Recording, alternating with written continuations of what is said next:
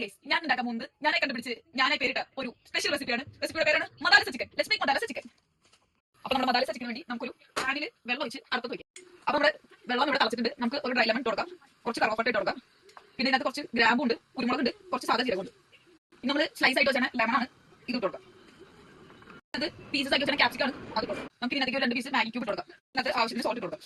കുറച്ച് sunflower oil വെച്ച് കൊടുക്കാം. ഇതിനകത്തേക്ക് കുറച്ച് ബട്ടർ ഇട്ട് കൊടുക്കാം.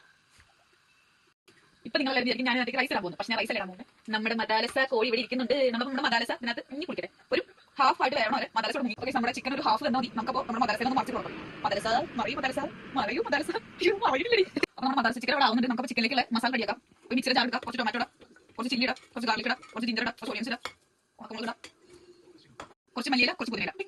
നമുക്ക് അതിൽ കുറച്ച് മല്ലിപ്പൊടി, കാശ്മീരി ചില്ലി, കുറച്ച് ഫുഡ് കളർ, കുറച്ച് നാരങ്ങ പിഴിഞ്ഞത്. അപ്പൊ നമുക്ക് ഇതിനകത്തേക്ക് 1 ടേബിൾ സ്പൂൺ തൈര് ഇട്ട് കൊടുക്കാം, കുറച്ച് ഉപ്പ് ഇട്ട് കൊടുക്കാം. അപ്പൊ നമുക്ക് അടിച്ചെടുക്കാം. അപ്പൊ നമ്മുടെ ചിക്കൻ ഇവിടെ പകുതി വന്നിട്ടുണ്ട്. നമുക്കിതിനെ ഈ വെള്ളത്തിൽ നിന്നിട്ട് മാറ്റി പുറത്തേക്ക് വെക്കാം.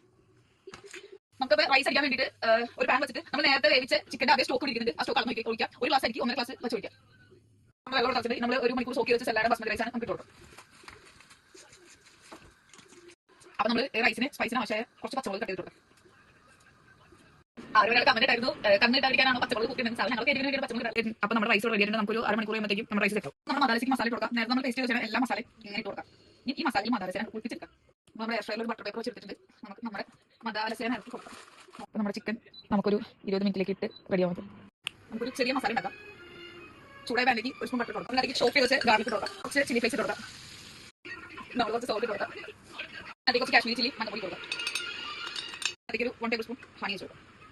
നമ്മുടെ മദാലസ ചിക്കനും മദാലസ റൈസും റെഡി ആയിട്ടുണ്ട്. നമുക്ക് ഇതൊന്ന് പ്ലേറ്റ് ചെയ്തെടുക്കാം. നമ്മൾ നേരത്തെ റെഡി വെച്ചാൽ നമ്മുടെ സ്പെഷ്യൽ മസാലയാണ്. അപ്പോൾ നമ്മുടെ മദാലസ ചിക്കൻ റൈസ് ഇവിടെ റെഡി ആയിരിക്കും.